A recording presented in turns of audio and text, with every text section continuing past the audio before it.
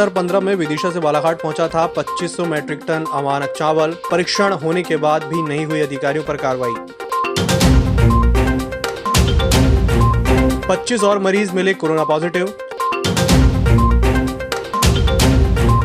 और इनामी नक्सली दिलीप की गिरफ्तारी पर नहीं मिला आउट ऑफ टर्न। बादल उर्फ कोसा गिरफ्तार हुआ या आत्मसमर्पण। नमस्कार, बालाघाट लाइव के इस बुलेटिन में आपका स्वागत है। मैं हूं आपके साथ आकाश। बालाघाट जिले में अमानक स्तर का पशु आहार और मुर्गीदाना में उपयोग किए जाने वाले चावल प्रदाय का जो मामला प्रकाश में आया है, इसका सिलसिला विगत वर्ष 2015 से निरंतर चलाया जा रहा है। वर्ष 2015 में बालाघाट से विदिशा जिले में 2500 मैट्रिक टन चावल रैक के माध्यम से भिजवाया गया था। भेजा गया चावल पूर्णतः अमानक पर खाए जाने योग्य नहीं था। ऐसा चावल बालाघाट जिले की 30 राई मिलों द्वारा प्रदाय किया गया था। इन अधिकारियों द्वारा अमानक चावल के लॉट पास करने के एवज में वसूली जा रही रकम का बंटवारा जिला स्तर से लेकर मुख्यालय स्तर तक होने से किसी ने भी ऐसे घोटालों पर अपनी जबान तक नहीं खोली। एक शिकायत के आधार पर केंद्रीय शासन के खाद्य मंत्रालय के उपायुक्त द्वारा औचक निरीक्षण करने और गोदामों में भंडारे चावल का नमूना लेकर उनका परीक्षण कराए जाने के बाद पशु आहार और मुर्गीदाना तुल्य चावल की क्वालिटी प्रदाय किए जाने का प्रदेश स्तर पर अधिकारियों के खुले संरक्षण में किए जा रहे इस घोटाले का पर्दाफाश हुआ है। बालाघाट जिले के 25 और मरीज कोरोना पॉजिटिव पाए गए हैं। कोविड अस्पताल में भर्ती कोरोना पॉजिटिव मरीजों में 42 मरीजों के ठीक हो जाने पर उन्हें 18 सितंबर को डिस्चार्ज कर दिया गया है। इस प्रकार जिले में कोरोना के एक्टिव मरीजों की संख्या 249 हो गई है। मुख्य चिकित्सा एवं स्वास्थ्य अधिकारी डॉक्टर मनोज पांडे से प्राप्त जानकारी के अनुसार जिले में अब तक कुल 687 मरीज कोरोना पॉजिटिव पाए जा चुके हैं। इनमें से 249 मरीजों का उपचार किया जा रहा है। 428 मरीज ठीक होकर घर जा चुके हैं। 3 मरीजों की मृत्यु हो चुकी है और 7 मरीजों को उपचार के लिए मेडिकल कॉलेज छिंदवाड़ा रेफर किया गया है। छत्तीसगढ़ के कबीरधाम जिले की सीमा से लगे बालाघाट जिले के ग्राम बांधाटोला के जंगल से हॉकफोर्स के जवानों को इनामी नक्सल बादल उर्फ कोसा को जिंदा गिरफ्तार करने में सफलता तो हाथ लग गई, लेकिन इस सफलता पर टीम में शामिल जवानों को अब आउट ऑफ टर्न के लाभ का इंतजार है, क्योंकि इनामी या गैर इनामी नक्सली को गिरफ्तार करने या एनकाउंटर करने पर शासन द्वारा सुरक्षा बलों को आउट ऑफ टर्न दिए जाने का प्रावधान है, जिसके लिए पुलिस अधिकारियों के द्वारा प्रयास शुरू किए गए हैं। लेकिन सूत्रों के अनुसार बादल उर्फ कोसा निहत्था था जो बाजार आया हुआ था और पुलिस की घेराबंदी होने पर उसे स्वयं को आत्मसमर्पण कर दिया था। यदि वह पिस्टल हथियार से लैस रहता तो स्वाभाविक है कि वह पुलिस बल पर फायर करता और पुलिस भी जवाबी कार्रवाई करने से नहीं चूकती, लेकिन बादल के पास पिस्टल नहीं होने से ऐसा कुछ नहीं हुआ। देश, प्रदेश और शहर में बढ़ते कोरोना संक्रमण के कारण नागरिकों की असमय मृत्यु हो रही है। शहर में भी इसका व्यापक असर हो रहा है। इस परिस्थितियों में व्यापारियों की चिंता और मांग को देखते हुए Satpura chambers of commerce and industries ने समस्त व्यापारिक संगठनों और व्यापारिक प्रतिनिधियों की एक बैठक आयोजित की थी, जिसमें सभी से विचार विमर्श कर 21 से 23 सितंबर को व्यापार बंद कर कोरोना की चैन को ब्रेक करने का प्रयास करने का सर्वसम्मति से निर्णय लिया गया था। लेकिन बाद में Satpura chamber of commerce and industries के संचालक मंडल की बैठक आयोजित की गई, जिसमें विस्तृत विचार विमर्श करने के बाद छोटे और बड़े सभी व्यापारियों के हितों को ध्यान में रखते हुए बंद के आह्वान को वापस लेने का निर्णय लिया गया है। कांग्रेस नेता द्वारा छिंदवाड़ा में एसडीएम के मुंह पर कालिक पोतने का मामला प्रदेश स्तर पर गर्मा गया है, जहां इस घटनाक्रम से खफा राज्य प्रशासनिक सेवा के अफसरों ने हड़ताल प्रारंभ कर दी है। जहां 40 से भी ज्यादा राज्य प्रशासनिक सेवा के अफसरों के साथ तहसीलदार, पटवारी और आरआई इस प्रदेशव्यापी हड़ताल का हिस्सा बन रहे हैं, जहां वे कोविड-19 की सेवाओं को छोड़कर बाकी सरकारी काम नहीं करेंगे। इसी के साथ बुलेटिन में छोटे से ब्रेक का जल्द हाजिर होंगे। नागपुर की सुविधाएं अब छिंदवाड़ा में। शहर के सबसे आधुनिक dental clinic dedicated implant facility के साथ Chaturvedi dental clinic, doctor Rahul Chaturvedi MDS, fix दांत एवं बत्तीसी लगाने के स्पेशलिस्ट। क्लिनिक में उपलब्ध सुविधाएं: दांतों की सड़न का इलाज, लैमिनेट द्वारा दांतों का सौंदर्यीकरण, आड़े टेढ़े दांतों को ठीक करना, स्माइल डिजाइनिंग, फिक्स बत्तीसी, dental implant, cast partial denture, root canal treatment, fix cap एवं ब्रिज, निकल लेन लगाने वाली बत्तीसी। समय सुबह 11 बजे से रात्रि 9 बजे तक, सोमवार से रविवार। स्थान पोला ग्राउंड, पांडे नर्सिंग होम के सामने, छिंदवाड़ा। मोबाइल नंबर 9755496232 और 8839315742। हर घूंट सेहत से भरपूर, without sugar, without caffeine and with natural tea colour. Ayur Amrit herbal tea अपनाइए, जो हृदय के लिए रामबाण औषधि है। अब टी नहीं, सिर्फ आयुर अमृत हर्बल टी। ब्रेक के बाद एक बार फिर से आपका स्वागत है। जिले में चिटफंड कंपनी से जुड़े मामले कई प्रकार की सुर्खियां बटोरते आए हैं, जहां चिटफंड कंपनी से जुड़े लोग पीड़ितों की शिकायत पर पुलिस गिरफ्त में आ चुके हैं, लेकिन इस बार चिटफंड कंपनी से जुड़ा नया मामला प्रकाश में आया है, जहां शासकीय पद में पदस्थ शासकीय शिक्षकों के द्वारा सिविल आचरण आचार संहिता का उल्लंघन किया गया, जिसमें रमेश चंद्र मिश्र, हरिओम नगर, बालाघाट, रजनी दुबे और बालाघाट एवं रामबाबू डोंगरे वार्ड नंबर 2 आशा निवास के पास भटेरा चौकी बालाघाट निवासी ने शासकीय नौकरी मिलने के बाद शासन के नियमों का उल्लंघन किया है। जिन लोगों की शिकायतकर्ता के द्वारा जिला शिक्षा अधिकारी से शिकायत की गई है, जहां शिकायत पर जिला शिक्षा अधिकारी ने मामले में जांच कराने का आश्वासन दिया है। बालाघाट के लालबर्रा वन विकास निगम परिक्षेत्र में पदस्थ डिप्टी रेंजर दीपचंद वासुदेव का शराब के नशे में उत्पात मचाने का वीडियो सोशल मीडिया पर खूब वायरल हो रहा है। बताया जा रहा है कि डिप्टी रेंजर नशे में इतना धुत था कि आसपास के रहवासियों ने जब उसे समझाने का प्रयास किया तो उनके साथ भी जमकर अभद्र व्यवहार करने लगा, जिसकी शिकायत ग्रामीण और विभाग के अधिकारियों के द्वारा पुलिस थाना लालबर्रा में की गई। जानकारी के मुताबिक डिप्टी रेंजर ना वासुदेव शराब के नशे में धुत होकर बस स्टैंड कंजई में लोटपोट हो रहा था, लोगों से अभद्रता कर रहा था, जिस पर वहां के ग्रामीणों ने आपत्ति लेते हुए उसकी सूचना डायल 100 को दी। लालबर्रा थाना प्रभारी रघुनाथ खातरकर ने बताया कि डिप्टी रेंजर के खिलाफ इस मामले के अलावा नशे में 3 महीने पहले एक्सीडेंट कर गाली गलौज करने का मामला भी दर्ज किया गया है। दिनांक 17 तारीख को दारू पी के कंजे ग्राम में रोड किनारे ग्रामीणों को गाली बक रहे थे जी। मैं तो खैर सर्च में गया था उस दिन सेल हुआ जब्ती में सागौन की जी। तो मुझे ग्रामीणों ने फ़ोटो भेजे कि ऐसा ऐसा कर रहा है। उनने 100 डायल भी बुलवाया जी। 100 डायल पे क्या कार्रवाई की, हम शाम को लौटे जब तक चले गए थे जी। फिर कल दिनांक को मुझे दोपहर में गाली गलौज करके अश्लील बात है, तुमने मेरा ट्रांसफ़र कराया हो, तो मेरी माँ बहन की गाली, और मेरे डिप्टी रेंजर विजय कुमरे जी। इनको भी असली जाति सूचक माँ बहन मार डालूंगा, काट डालूंगा, ऐसी बोला है उन्होंने। सर, इसकी शिकायत आपने कहीं दर्ज करवाई है? हाँ, पुलिस थाने में कल मैंने रिपोर्ट करवा दी है। जी। तो किस प्रकार से गाली दी आपको इन्होंने?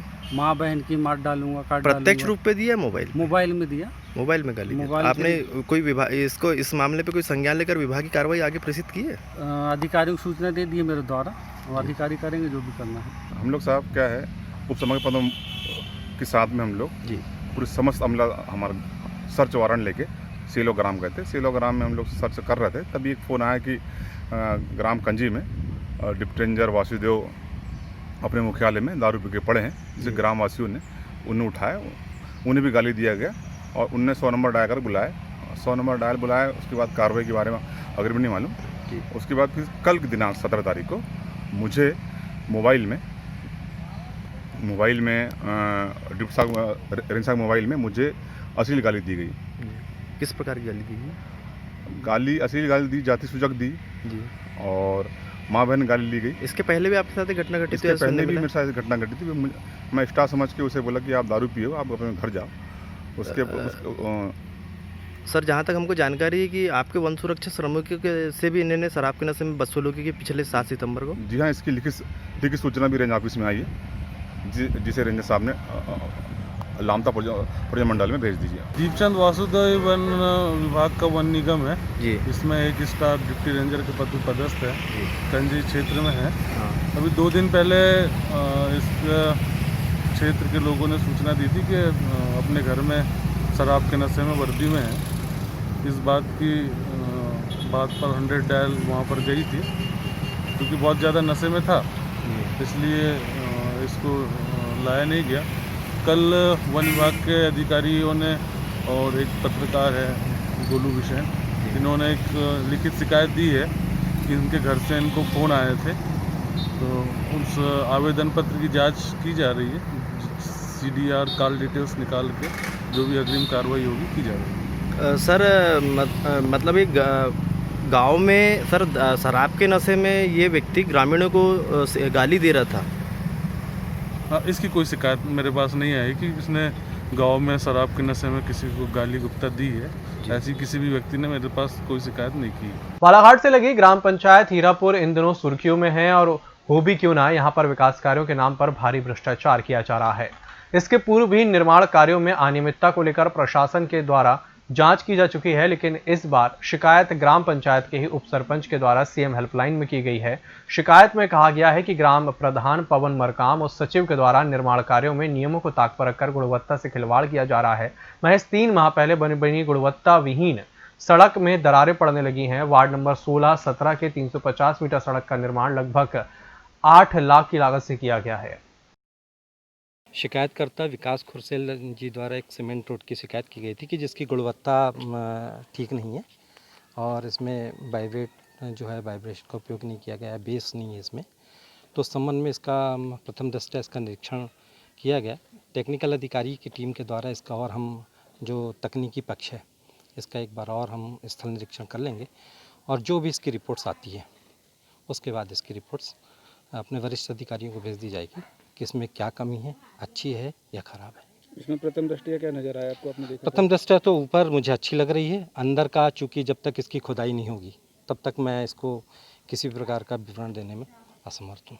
कितनी लागत की रोड है और कितने मीटर? लागत में एस्टीमेट देख के ही बता पाऊँगा क्योंकि इसमें 2 रोडें जुड़ी हुई हैं और अलग अलग पार्ट में बनी हुई है, इसलिए दोनों रोडों का मुझे प्राकलन इसमें लेना पड़ेगा। और अभी मैं ग्राम पंचायत में बैठा हुआ हूँ, इनके बयानात नोट कर किए जा रहे हैं और जितनी भी जो इसके आवश्यक दस्तावेज़ हैं वो कलेक्टर के ही बता पाऊँगा मुझे। रोड डीपीआर के तहत बनी है और जो क्वालिटी रहना चाहिए रोड में मेरे द्वारा पूरी की गई है। जो नियम अनुसार कार्रवाई करना था सब नियम से ही हुआ है, उसमें कोई नहीं। बराबर मजदूरी मिली है जो शासन का रेशो है और जो मटेरियल की गुणवत्ता होती है उसको ताक पे रख के जैसा निर्माण होता है वैसा निर्माण किया गया है। आप ही के उप सरपंच, पंचायत के उप सरपंच है, उन्हीं के द्वारा इस रोड की गुणवत्ता को लेकर के शिकायत की गई थी सीएम हेल्पलाइन में। तो क्या लगता है, क्या रोड ठीक से नहीं बनी? अब वो तो जांच का विषय है, जांच टीम बताएगी क्या गलत है और क्या सही है। लगभग कितनी लागत की रोड है और कितनी लंबी? ये लगभग 561 की रोड है, 220 मीटर है, जिसमें 850 रुपये वर्ग मीटर के भाव से रेट होता है और उसमें 15% मजदूरी होती है मनरेगा के तहत। 2 रोड है इसमें जो? हाँ, एक अभी कम से कम 6 दिन पहले ख़त्म हुई है एक रोड, वो 120 मीटर है। वो रोड छूट गई थी तो पूरे वार्ड वालों ने बोला कि इसको बनाना पड़ेगा। आखिरी में हमको मिक्सचर और यहाँ से सामान उठाने नहीं दिए, तो मजबूरी में हमको रोड पूरी करना पड़ा। कौन जी, एक चीज़ बीच में आ रही है कि जो वर्कर हैं ये बता रहे हैं कि वहाँ उन्हें जिन्होंने काम नहीं किया है उनका भी मास्टर रोड में नाम है। नहीं, ऐसा नहीं है। जिनने सबने काम किए, हम पूरे जितने लोग हैं यहाँ पर 25 से 30 लोग, ये 2 लोग अभी हैं सामने पे, इन लोग ने भी काम किए। इनके घर हैं, इस रोड पे इनके घर हैं। हम लोग 6 लोगों से बाइट ले चुके हैं अभी तक के, उन्होंने बताया है कि हमने काम नहीं किया। नहीं, कभी कभी ऐसा करना पड़ता है, मान के चलो भाई मैं तेरे बदले लग रही हूँ, तू पैसा निकाल के दे देना, और काम में लग जाती है। यहाँ काम करने के लिए लड़ाई करते हैं। तो उन लोगों मास्टर रोड में नाम नहीं रहता? क्या चीज़? नहीं, जिनके जॉब कार्ड नहीं होते या जिनके खाते नहीं होते, इनके खाते बंद रहते हैं, ऐसे लोगों के लिए कभी कभी एडजस्टमेंट करना पड़ता है। मानते हैं एडजस्टमेंट करना पड़ता है। लगभग ऐसे कितने लोग हैं जिनको ऐसे नाम के बदले किसी और को लिया जाए? नहीं, 1 या 2 लोग होंगे, वो भी बता देंगे आपको। कभी ऐसा रहे तो हम उनसे आमने सामने भी करा देंगे। मैंने सीएम ऑनलाइन में 8 जुलाई को 2020 को शिकायत किया था, तब ये निर्माण का प्रारंभ था, कार्यरत था निर्माण कार्य। तब मैंने गुणवत्ताहीन मटेरियल के संबंध में सीएम ऑनलाइन में शिकायत किया था और मेरी अपेक्षा थी कि तत्काल कार्रवाई की जाए और गुणवत्ताहीन मटेरियल की जांच की जाए, किंतु वहाँ से कोई रिस्पांस नहीं मिला और आज मुझे दोबारा उस शिकायत का रिओपन कराना पड़ा। तब आज श्रीमान सांडिल्य जी आए हैं, जनपद समन्वयक अधिकारी जी, तो आज उन्होंने ऊपरी निरीक्षण किया है और उनका कहना है कि जब तक तकनीकी अधिकारी नहीं आते तब तक सही जांच नहीं हो पाएगी। मैंने तो उनको ये भी तकनीकी से संबंधित एक रोड से नीचे का हिस्सा ही निकाल कर भी दिखाया। अब इसका बेस, मेरी शिकायत है, इसका जो बेस है, इस सीसी रोड का जो बेस बना है 4 इंची जो बेस डाला जाता है वो गुणवत्ताहीन है, उसमें रेत ज़्यादा है, सीमेंट कम है और संभवतः मजदूर कम काम करते हैं, ज़्यादा मजदूरों की हाजिरी डाली जाती है और ऐसे इससे संबंधित मेरी पूरी शिकायत थी। लेकिन तो आज अधूरी जांच है, इस जांच को पूरी तभी होगी जब तकनीकी अधिकारी यहां पर पहुंचेंगे। रानी दुर्गावती विश्वविद्यालय के अंतर्गत होने वाले बीए प्रथम वर्ष स्वाध्यायी पूरक और बीकॉम प्रथम वर्ष स्वाध्यायी परीक्षा और पूरक ओपन बुक प्रणाली से संपन्न होने वाली है, जिसके प्रश्न पत्रों को जटाशंकर त्रिवेदी शासकीय स्नातकोत्तर महाविद्यालय बालाघाट अग्रणी महाविद्यालय की वेबसाइट पर अपलोड 19 सितंबर तक किया जाएगा। शासकीय स्नातकोत्तर महाविद्यालय बालाघाट के प्राचार्य डॉक्टर प्रवीण श्रीवास्तव ने बताया कि विद्यार्थी 19 सितंबर से प्रश्न पत्रों को डाउनलोड कर अपने घर से उत्तर पुस्तिका लिखेंगे और 22 और 24 सितंबर को अपने अपने अग्रेषण महाविद्यालय में जाकर उत्तर पुस्तिका जमा करेंगे। इस बुलेटिन में फिलहाल इतना ही। नमस्कार।